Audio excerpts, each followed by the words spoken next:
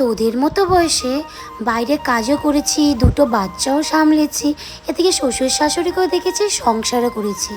এই কথাটা না প্রত্যেকটা মেয়েকেই শুনতে হয়, ঠিক তেমনই আমাকেও কিন্তু শুনতে হয়।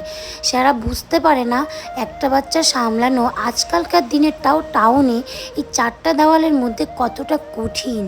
সে দিনের শেষে কিন্তু কাউকেই দেখতে পারে না। ঘুম থেকে উঠে তার মাই শেষ, আর ঘুমাতে গেলে তার মাই শেষ।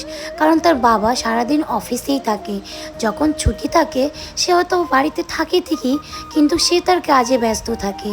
কারণ সারা সপ্তাহের কাজ একটা মার দ্বারা কোনোদিনই সম্ভব হয় না। তো উইকেন্ডে যা কাজ থাকে সেটা বাবাই করে দেয়।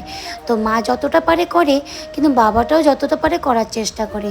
কিন্তু বাচ্চাকে নিয়ে যে সমালোচনা চলতে থাকে প্রত্যেকটা গ্রামের বয়স্ক মহিলাকে, তাদেরকে একটা কথাই বলবো, তোমরা একটু করে দেখাও তো, তাহলে বুঝতে পারবে টাউনে একটা বাচ্চাকে মানুষ করা কতটা কঠিন। চারিদিকে তো হাজারটা চুরির কথা শোনা যায়, তো দেখে শুনে তো রাখতে হয়, তাই না বলো?